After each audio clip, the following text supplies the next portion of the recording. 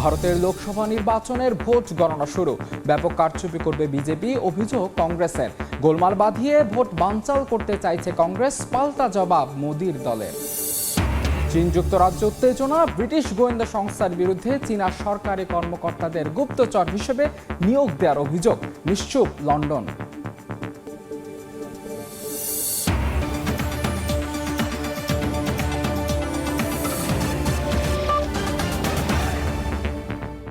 আন্তর্জাতিক সময়ের সঙ্গে আছে আমি মাহাদ ইসলাম ধ্রুব। কে বসছেন দিল্লির মসনদে জানা যাবে আজই। স্থানীয় সময় সকাল 8টা থেকে শুরু হয়েছে ভারতের লোকসভা নির্বাচনের ভোট গণনা। সবার আগে পোস্টাল ব্যালট গণনা করা হচ্ছে। এরপর ভোটারের সংখ্যার অনুপাতে ইভিএম গণনার কাজ হবে। প্রত্যেক রাজনৈতিক দলের নিজস্ব এজেন্ট আছেন কাউন্টিং স্টেশনে, রয়েছেন গণমাধ্যমের প্রতিনিধি এবং বিদেশি পর্যবেক্ষক। এদিকে ভারত জুড়ে এরই মধ্যে গণনা কেন্দ্রগুলোতে নেওয়া হয়েছে নজিরবিহীন নিরাপত্তা। 3 স্তরের এই ব্যবস্থায় প্রত্যেক গণনা কেন্দ্রের 200 মিটারের মধ্যে জারি করা হয়েছে 144 ধারা। আকাশে ড্রোন, কেন্দ্রের ভেতর ও বাইরে আছে সিসি ক্যামেরার নজরদারি। কেন্দ্রীয় বাহিনীর পাশাপাশি মোতায়েন আছে রাজ্য পুলিশ ও নির্বাচন কমিশনের পর্যবেক্ষক দল।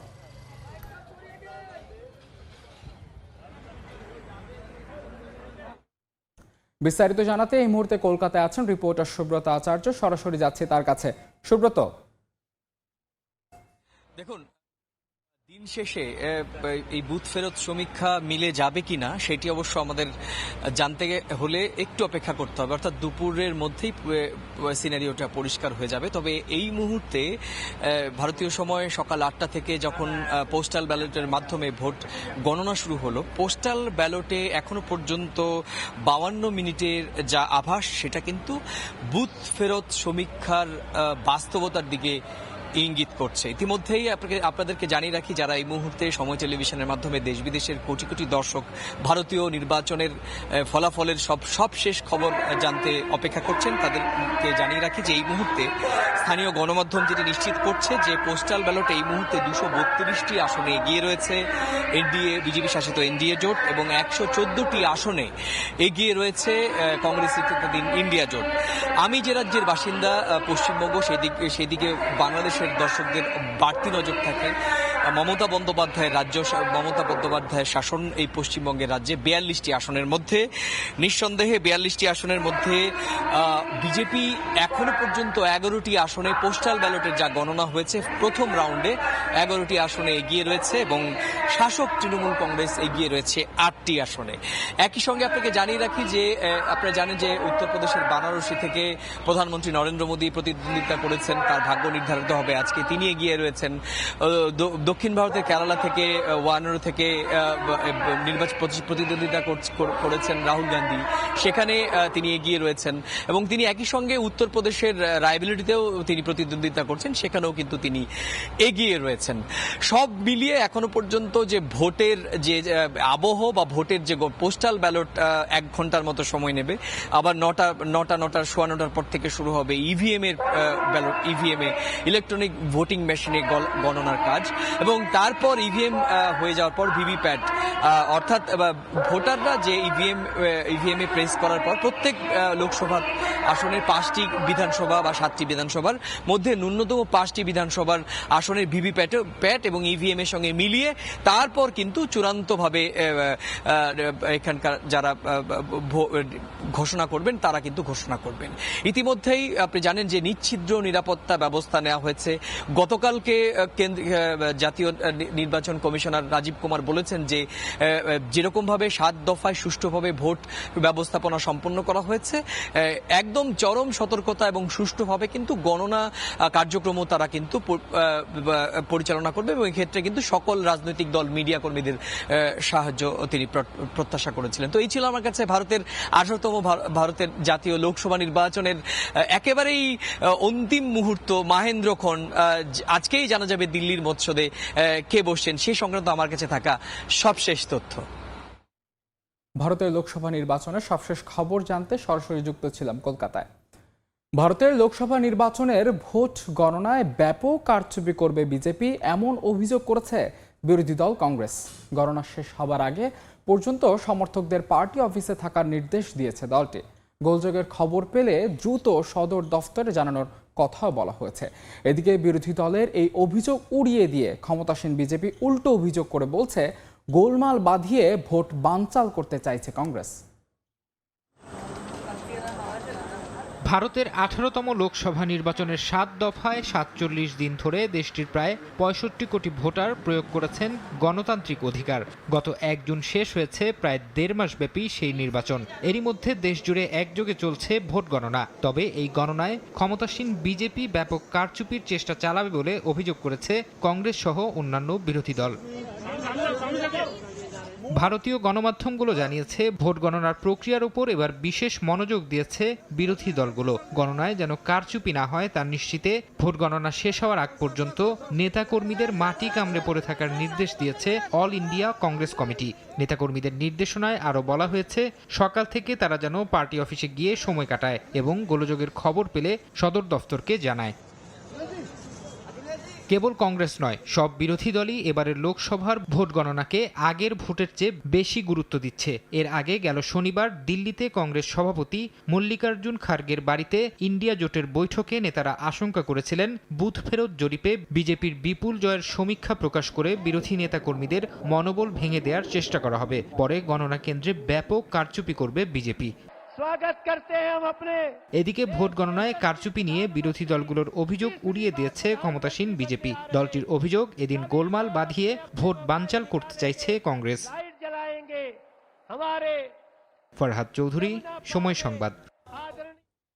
ভারতের লোকসভা নির্বাচনের বুথ ফেরত জরিপে এগিয়ে বিজেপি।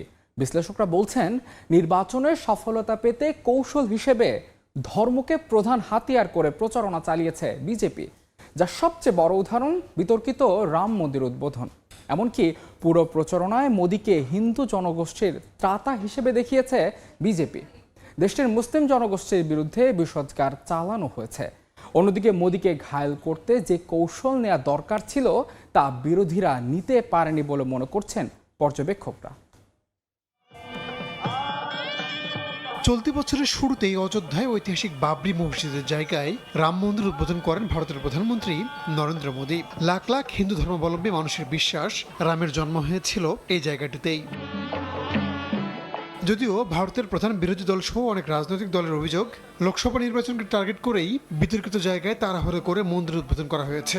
শুধুমাত্র রাম মন্দিরে নয়, পুরো লোকসভা নির্বাচনের প্রচারণায় মোদীকে হিন্দু জনগোষ্ঠীর ত্রাতা হিসেবে দেখিয়েছে বিজেপি। বিভিন্ন জনসভায় অংশ নিয়ে মোদী নিজেও মুসলমান জুজু তুলে ধরেছিলেন। মুসলমানদের ভয় দেখিয়ে প্রকারান্তরে সংখ্যাগরিষ্ঠের ভোট চেয়েছেন। রাজস্থানে এক জনসভায় তিনি বলেছিলেন কংগ্রেস ক্ষমতায় এলে হিন্দুদের সম্পত্তি কেড়ে তা ভাগ বাটোয়ারা করে দেওয়া হবে। লোকসভা নির্বাচনের পর যে বুথ ফেরত জরিপ আসছে সেখানে বিজেপির আবারও ক্ষমতায় আসার পূর্বাভাস দেওয়া হচ্ছে। ভারতীয় গণমাধ্যমগুলো বলছে বেকারত্ব, অর্থনৈতিক দুরবস্থা নিয়ে সরকারের উপর নাখোশ থাকলেও শুধুমাত্র মোদি ম্যাজিকেই আবারও সরকার করতে যাচ্ছে এনডিএ জোট। এমনকি গত দুইবারের চেয়ে এবার বেশি আসন পাবে জোটটি বলে দাবি করা হচ্ছে। রাজনৈতিক বিশ্লেষকরা বলছেন নির্বাচনের কৌশল হিসেবে বরাবরের মতোই ধর্মকে হাতিয়ার করে প্রচারণা চালিয়েছে বিজেপি ও নরেন্দ্র মোদী। হিন্দু ভোটারদের মন জয় করতে নির্বাচনের শেষ দিনেও মন্দিরে গিয়ে ধ্যান করতে দেখা গেছে তাকে। অন্যদিকে মোদীকে ঘায়েল করতে যে কৌশল নেওয়া দরকার ছিল তা বিরোধীরা নিতে পারেনি বলে মনে করছেন পর্যবেক্ষকরা। 2014 সালের নির্বাচনে ইন্ডিয়া জোট পেয়েছিল 336টি আসন। এর মধ্যে বিজেপি একা পায় 282 আসন। অন্যদিকে ইউপিএ জোট পেয়েছিল 60 আসন, যার মধ্যে কংগ্রেস 44টি আসনে জয় পেয়েছিল। এরপর 2019 লোকসভা নির্বাচনে ইন্ডিয়া জোট 352 আসনে বিজয়ী হয়। বিজেপি পায় 303টি আসন, বিপরীতে কংগ্রেস পায় মাত্র 52টি, আর ইউপিএ জোটের আসন ছিল 91টি। রাহনুল রানা, সময় সংবাদ। ভারতের লোকসভা নির্বাচনে আবারও ক্ষমতায় আসার বিষয়ে আত্মবিশ্বাসী বিজেপি। এরই মধ্যে টানা তৃতীয় দফার বিজয় উদযাপনের পরিকল্পনা করে ফেলেছে দলটি। সপ্তাহ শেষে বিশাল এক আয়োজন করতে যাচ্ছে তারা। একই সঙ্গে রাষ্ট্রপতি ভবনে নতুন সরকারের আনুষ্ঠানিক শপথ গ্রহণ অনুষ্ঠানের প্রস্তুতিও শুরু হয়ে গেছে। বুথ ফেরত জরিপে আবারও ক্ষমতায় আসার বিষয়ে আত্মবিশ্বাসী বিজেপি। এরই মধ্যে টানা তৃতীয় দফার বিজয় উদযাপনের পরিকল্পনা করে ফেলেছে দলটি। সপ্তাহ শেষে তারা একটি রাজনৈতিক অনুষ্ঠান করতে যাচ্ছে বলে জানা গেছে। বিজেপির এক জ্যেষ্ঠ নেতা জানিয়েছেন, রাজনৈতিক অনুষ্ঠানটি নিয়ে দলের শীর্ষ নেতাদের সঙ্গে আলোচনা হয়েছে। অনুষ্ঠান স্থল হিসেবে রামলীলা ময়দান, লালকেল্লা থেকে ভারত মণ্ডপম এবং যশোভূমি আছে তালিকায়। দাবদাহের কথা মাথায় রেখেই ঠিক করা হবে অনুষ্ঠান স্থল। সেক্ষেত্রে ভারত মণ্ডপম অথবা যশোভূমি প্রাধান্য পেতে পারে। শপথ গ্রহণের দিনই রাজনৈতিক অনুষ্ঠানটি করতে পারে বিজেপি। এতে বিদেশি সরকারগুলোর প্রতিনিধি সহ উপস্থিত থাকতে পারেন ৮ থেকে ১০,০০০ মানুষ। শুধু যে বিজেপি রাজনৈতিক অনুষ্ঠানের পরিকল্পনা করছে তা নয়, নির্বাচনে যে দল বা জোট জয়ী হয়ে সরকার গঠন করবে সেই সরকারের আনুষ্ঠানিক শপথ গ্রহণ অনুষ্ঠানের প্রস্তুতি গত সপ্তাহেই শুরু হয়ে গেছে। রাষ্ট্রপতি ভবনে হবে নতুন সরকারের প্রধানমন্ত্রী সহ অন্য মন্ত্রীদের শপথ গ্রহণ অনুষ্ঠান। অনুষ্ঠানস্থল সাজাতে ইনডোর প্ল্যান্ট সহ বিভিন্ন উপকরণ সরবরাহের জন্য গত ২৮ মে রাষ্ট্রপতির সচিবালয়ে ২৮,৯৬,০০০ রুপির একটি দরপত্র আহ্বান করে। কেন্দ্রীয় গণপূর্ত বিভাগ এই অনুষ্ঠান আয়োজন নিয়ে কাজ করে যাচ্ছে। ২০১৯ সালের লোকসভা নির্বাচনের ফলাফল ঘোষণার এক সপ্তাহ পর ৩০ মে মোদী সরকার শপথ নিয়েছিল। হাফসাতুন্নেসা, সময় সংবাদ। যুক্তরাজ্যের গোয়েন্দা সংস্থা চীনের সরকারি কর্মকর্তাদের গুপ্তচর হিসেবে নিয়োগ দিয়েছিল বলে অভিযোগ তুলেছে বেইজিং। চীনা মন্ত্রণালয়ের অভিযোগ, চীনের বিরুদ্ধে দেশটির ২ কর্মকর্তাকে গুপ্তচর বৃত্তিতে নামায় ব্রিটিশ গোয়েন্দারা। সম্পর্কে তারা স্বামী স্ত্রী। এমন এক সময় চীন এই অভিযোগ করল যখন মাত্র ১ মাস আগে ২ ব্যক্তির বিরুদ্ধে চীনের হয়ে গুপ্তচর বৃত্তির অভিযোগ এনেছে যুক্তরাজ্য।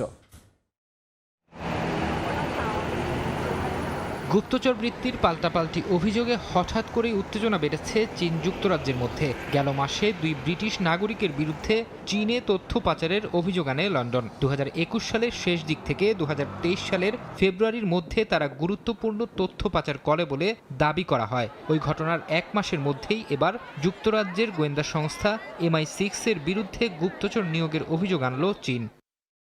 চীনের রাষ্ট্রীয় নিরাপত্তা মন্ত্রণালয় বলছে, চীনের বিরুদ্ধে দেশটির ২ কর্মকর্তাকে গুপ্তচর বৃত্তিতে নামান MI6 এর গোয়েন্দারা। সম্পর্কে তারা স্বামী স্ত্রী। স্বামীর ডাকনাম ওয়াং আর স্ত্রীর নাম ঝৌ। দুজনই চীনের একটি রাষ্ট্রীয় সংস্থার অতি গোপনীয় বিভাগে চাকরি করতেন। চীন সরকার বলছে, ২০১৫ সালে চীনা ব্রিটিশ শিক্ষার্থী বিনিময় কর্মসূচির অধীন যুক্তরাজ্যে লেখাপড়া করতে যান ওয়াং। সে সময় MI6 এর সদস্যরা তার সঙ্গে যোগাযোগ শুরু করেন। তাকে নৈশভোজ ও ঘুরতে যাওয়ার আমন্ত্রণ জানানো হয়। উদ্দেশ্য ছিল ওয়াংয়ের আগ্রহ ও দুর্বলতাগুলোকে ভালোভাবে বোঝা। পরে সময় বুঝে ওয়াংকে যুক্তরাজ্য সরকারের হয়ে কাজ করার প্রস্তাব দেয়া হয়। বিনিময়ে ভালো পারিশ্রমিক ও নিরাপত্তার প্রতিশ্রুতি পান তিনি। ওয়াং প্রথমে এই প্রস্তাব নিয়ে দ্বিধায় থাকলেও শেষ পর্যন্ত রাজি হন। চীনের রাষ্ট্রীয় নিরাপত্তা বিষয়ক মন্ত্রণালয়ের অভিযোগ, ওয়াংয়ের মাধ্যমে এক পর্যায়ে তার স্ত্রী ঝৌকেও নিয়োগ দেয় MI6। সম্প্রতি চীন ও পশ্চিমা দেশগুলোর মধ্যে একে অপরের বিরুদ্ধে গুপ্তচর বৃত্তির অভিযোগ বাড়ছে। এ মাসের শুরুতেই হংকংয়ের গোয়েন্দা সংস্থাকে সহযোগিতার অভিযোগ ওঠা এক ব্যক্তিকে মৃত অবস্থায় পাওয়া যায় বলে জানায় যুক্তরাজ্য পুলিশ। ওই ব্যক্তি যুক্তরাজ্যের রয়্যাল মেরিনের সদস্য ছিলেন বলে জানা যায়। ফরহাদ চৌধুরী, সময় সংবাদ। ট্রাম্পের ফৌজদারি মামলার বিচার কাজ শেষ হতে না হতেই শুরু হয়েছে বাইডেনের ছেলে হান্টার বাইডেনের আগ্নেয়াস্ত্র মামলার বিচার কাজ। সোমবার ডেলাওয়ালের একটি আদালতে এ মামলার কার্যক্রম শুরু হয়। যুক্তরাষ্ট্রের ইতিহাসে এই প্রথম কোনো বর্তমান প্রেসিডেন্টের সন্তানের বিচার কার্যক্রম শুরু হচ্ছে। অনেকের ধারণা, আসন্ন নির্বাচনে এই মামলাকে হাতিয়ার হিসেবে ব্যবহার করতে পারেন রিপাবলিকানরা। গেল সপ্তাহে ফৌজদারি মামলায় দোষী সাব্যস্ত হয়েছেন সাবেক মার্কিন প্রেসিডেন্ট ডোনাল্ড ট্রাম্প। এই উত্তেজনার রেশ কাটতে না কাটতেই আগ্নেয়াস্ত্র মামলায় বিচার কাজ শুরু হয়েছে বর্তমান মার্কিন প্রেসিডেন্ট জো বাইডেনের ছেলে হান্টার বাইডেনের। স্থানীয় সময় সোমবার সকাল 8:30টায় ডেলাওয়ারের একটি আদালতে এ মামলার কার্যক্রম শুরু হয়। ডেলাওয়ারের সরকারি কৌঁসুলিদের অভিযোগ, 2018 সালে একটি হ্যান্ডগান কেনেন হান্টার বাইডেন। সেই অস্ত্র কেনার সময় নিজের মাদকাসক্তি নিয়ে মিথ্যা তথ্য দেন তিনি। হান্টারের বিরুদ্ধে যে অভিযোগ আনা হয়েছে এতে তার কারাদণ্ড হতে পারে, তবে এমনটা হবে না বলেই ধারণা আইনজীবীদের। এদিকে যুক্তরাষ্ট্রের আইন অনুযায়ী দেশটির নাগরিকদের অস্ত্র কেনার অধিকার রয়েছে, কিন্তু অস্ত্র কেনার সময় একজন ব্যক্তিকে আবেদনপত্রে অবশ্যই এটা উল্লেখ করতে হবে যে তিনি মাদকাসক্ত কিনা।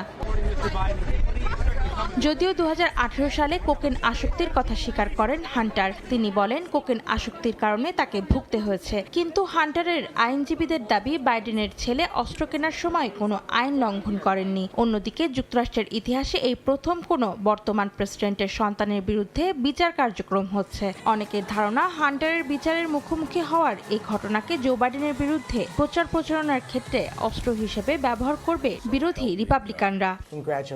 অন্তরা সেন, সময় সংবাদ। সাবেক মার্কিন প্রেসিডেন্ট ডোনাল্ড ট্রাম্পকে ঘুষের মামলায় অভিযুক্ত করার ঘটনায় ভিন্নভাবে প্রতিশোধ নিতে চায় তার দল রিপাবলিকান পার্টি। দলের সদস্যদের আইন প্রণয়ন ক্ষমতা এবং অন্যান্য উপায় ব্যবহার করতে চাইছে বলে জানান মার্কিন প্রতিনিধি পরিষদের স্পিকার মাইক জনসন। এক অনুষ্ঠানে অংশ নিয়ে মাইক বলেন, তাদের দল পুরো প্রক্রিয়াটির তদারকি করার জন্য কংগ্রেসে থাকা সদস্যদের ক্ষমতার ব্যবহার করবে। একই সুরে কথা বলেছেন রিপাবলিকান ন্যাশনাল কমিটির কো-চেয়ার লারা ট্রাম্প। সিএনএনকে দেয়া সাক্ষাৎকারে লারা বলেন, ট্রাম্পের সমর্থকেরা শান্ত থেকে নভেম্বরে ব্যালট বাক্সে ভোট দিয়ে প্রতিবাদ জানাবেন। ট্রাম্পকে কারাগারে পাঠানো হলে তার সমর্থকদের কি করা উচিত জানতে চাইলে রিপাবলিকান ন্যাশনাল কমিটির কো-চেয়ার লারা কথা বলেন।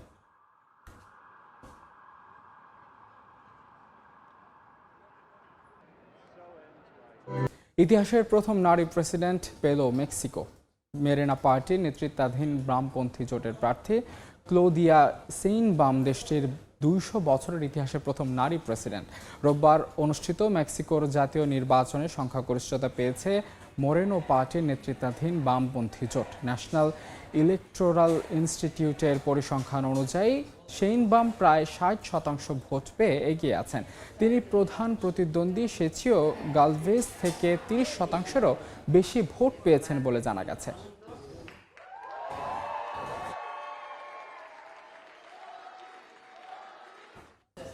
দাবদাহের তীব্রতা কমছেই না ভারতে। গত 3 দিনে হিটস্ট্রোক ও তাপজনিত অসুস্থতায় 50 জনেরও বেশি মানুষ মারা গেছেন। ক্রমবর্ধমান চাহিদার বিপরীতে পানির সংকট দেখা দিয়েছে রাজধানী দিল্লির কিছু এলাকায়। প্রচণ্ড গরমে জনজীবনে নাভিশ্বাস। ভারতের চলতি মৌসুমের উষ্ণতা ভেঙেছে আগের সব রেকর্ড। এরই মধ্যে বেশ কিছু অঞ্চলে তাপমাত্রা ছাড়িয়েছে 50 ডিগ্রি সেলসিয়াস। দেশটির স্বাস্থ্য মন্ত্রণালয় জানিয়েছে, 1 মার্চ থেকে 30 মে পর্যন্ত হিট স্ট্রোকে মারা গেছেন 56 জন। এ সময়ের মধ্যে প্রায় 25,000 মানুষ হিট স্ট্রোকে আক্রান্ত হন। তবে রাজ্যভিত্তিক পরিসংখ্যান অনুযায়ী মৃত্যু ও আক্রান্তের প্রকৃত সংখ্যা আরও বেশি হতে পারে। লোকসভা নির্বাচনের শেষ দফায় ভোট গ্রহণের দিনও হিট স্ট্রোকে প্রাণ হারান অনেকে। এমন অসহনীয় গরমের মধ্যেই সুপেয় পানির সংকটে পড়েছেন রাজধানী দিল্লির কিছু এলাকার বাসিন্দারা। ট্যাঙ্কারে করে দিনে একবার পানি দেয়া হলেও তাতে সংকট মিটছে না। দিল্লির সরকার বলছে, ঊর্ধ্বমুখী চাহিদার তুলনায় কমে গেছে পানির সরবরাহ। নাদিম মারজান, সময় সংবাদ। বৈশ্বিক যুদ্ধ পরিস্থিতি, অর্থনৈতিক মন্দা আর অস্বাভাবিক আবহাওয়া পরিবর্তনের কারণে এবছরও শীতকালে পর্যটকবিহীন অস্ট্রেলিয়া। মুদ্রাস্ফীতির কারণে জীবনযাত্রা ব্যয়বহুল হওয়ায় অস্ট্রেলিয়াও ভ্রমণের মতো বাড়তি খরচে লাগাম টেনেছে। পর্যটন শিল্প ঝিমিয়ে যাওয়ায় খণ্ডকালীন চাকরির সম্ভাবনা থেকে বঞ্চিত হচ্ছেন উচ্চশিক্ষার্থে অস্ট্রেলিয়ায় পড়তে যাওয়া বাংলাদেশের শিক্ষার্থীরা। বিস্তারিত অস্ট্রেলিয়া থেকে SM আমিনুল রুবেলের রিপোর্টে। করোনা মহামারীর ধাক্কা সামলে অর্থনৈতিক চাকা সচল করতে মরিয়া অস্ট্রেলিয়া সরকার। এমনকি পর্যটক বাড়াতে চীন ও ইন্ডিয়ার মতো দেশের সাথে বৈরী সম্পর্কের উন্নতি করার নানান পদক্ষেপ নিয়েছে দেশটি। তবে গেল বছরের মতো পর্যটন শিল্পে এবারও আশানুরূপ সুফল পাওয়া যাচ্ছে না। পৃথিবীর ভ্রমণ পিপাসু মানুষের কাছে অস্ট্রেলিয়া প্রথম সারির পছন্দের একটি দেশ হলেও ভূ রাজনৈতিক ও অর্থনৈতিক কারণে গত অন্তত 5 বছরে অস্ট্রেলিয়ায় পর্যটক কমেছে অনেকটাই। বিশেষজ্ঞরা অস্ট্রেলিয়ার ব্যয়বহুল জীবনযাত্রাকেই দায়ী করছে। যাত্রীর অভাবে গেল 2 বছরে বাড়েনি আন্তর্জাতিক ফ্লাইটের সংখ্যাও। প্রতি বছর পর্যটক টানতে অস্ট্রেলিয়ায় ভিভিড এর মতো শীতকালীন নানান আকর্ষণীয় আয়োজন করে থাকে সরকার। তবে এতে সরকারের খরচ বাড়লেও বাড়েনি বাড়তি আয়। পর্যটন শিল্পের নাজুক অবস্থার কারণে খণ্ডকালীন চাকরি থেকে বঞ্চিত হচ্ছে বাংলাদেশি আন্তর্জাতিক শিক্ষার্থীরা। রাজনৈতিকভাবে অস্ট্রেলিয়া, আমেরিকা ও ইউরোপের বন্ধু দেশ হওয়ায় পার্শ্ববর্তী এশিয়ার বৃহৎ অর্থনীতির দেশের সাথেও কিছুটা শীতল সম্পর্ক পার করছে অস্ট্রেলিয়া। তাই ইউক্রেন রাশিয়া কিংবা ইসরায়েল ফিলিস্তিন যুদ্ধের ব্যাপক নেতিবাচক প্রভাব পড়েছে অস্ট্রেলিয়ার পর্যটন শিল্পে। আর পর্যটন অস্ট্রেলিয়ার অন্যতম বৈদেশিক মুদ্রা আয়ের উৎস। শীতকাল আসলে পর্যটকদের জন্য খুব বেশি জনপ্রিয় নয়, বিশেষ করে উষ্ণপ্রধান দেশগুলো থেকে যারা আসে তারা কিন্তু খুব বেশি পর্যটক কিন্তু এই সময়গুলোতে আসে না। আগামী কিছুদিন পর অস্ট্রেলিয়াতে আরও বেশি ঠান্ডা পড়ে যাবে, সে সময় কিন্তু অস্ট্রেলিয়াতে পর্যটক তুলনামূলক অনেক কম আসবে। তবে অস্ট্রেলিয়ানরা কিংবা অস্ট্রেলিয়া বাংলাদেশিরা তারা কিন্তু ঘুরতে অনেক পছন্দ করে, তারা কিন্তু বিভিন্ন জায়গায় বিভিন্ন শহরে যেতে পছন্দ করে। বিশেষ করে স্কুল হলিডে টাইমগুলোতে এরকম অনেক বেশি পর্যটক আসে পর্যটন কেন্দ্রগুলোতে, সেই সময় কিন্তু বাংলাদেশি ফ্যামিলিরাও বাচ্চা নিয়ে বের হতে পছন্দ করে। তবে ঈদের পরে কিংবা অন্যান্য পয়লা বৈশাখের মতো ফেস্টিভ্যালের পরের সপ্তাহগুলো বাংলাদেশিরা আসলে নিজেরাই গেট টুগেদার করতে বা বাসা বাড়িতে দাওয়াত খেতে পছন্দ করে। তো অস্ট্রেলিয়ার পর্যটন শিল্প অনেকটাই এই বছর নির্ভর করবে পৃথিবীর যুদ্ধ পরিস্থিতি কেমন হবে তার উপর। SM আমিনুল রুবেল, সময় সংবাদ, অস্ট্রেলিয়া। 93 বছর বয়সে পঞ্চম বিয়ে করে নেট দুনিয়ায় সাড়া ফেলেছেন মিডিয়া মোগল খ্যাত রুপার্ট মার্ট। সম্প্রতি যুক্তরাষ্ট্রের ক্যালিফোর্নিয়ায় রুশ বংশোদ্ভূত এক আণবিক জীববিজ্ঞানীকে বিয়ে করেন তিনি।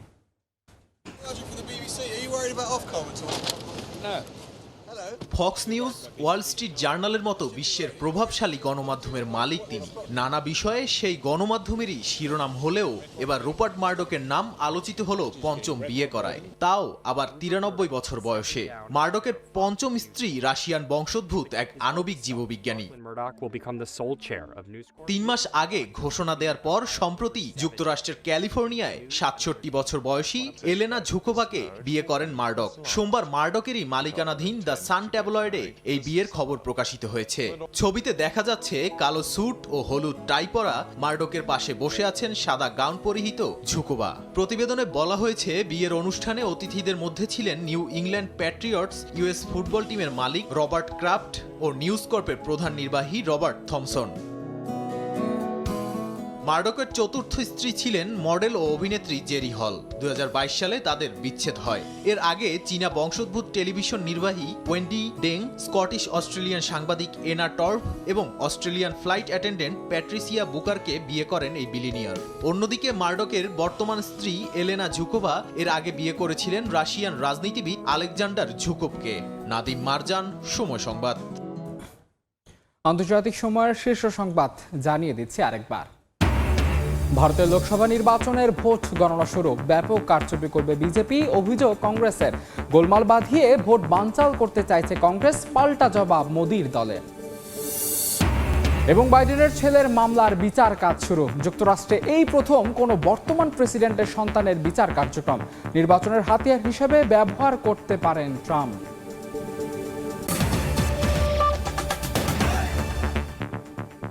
এই ছিল আন্তর্জাতিক সময় সংবাদের সঙ্গে থাকবেন সহকর্মী তানভীর হাসান। ধন্যবাদ ধ্রুব। সময় সংবাদ নিয়ে ফিরছি কিছুক্ষণ পর, সঙ্গে থাকুন সময়ের।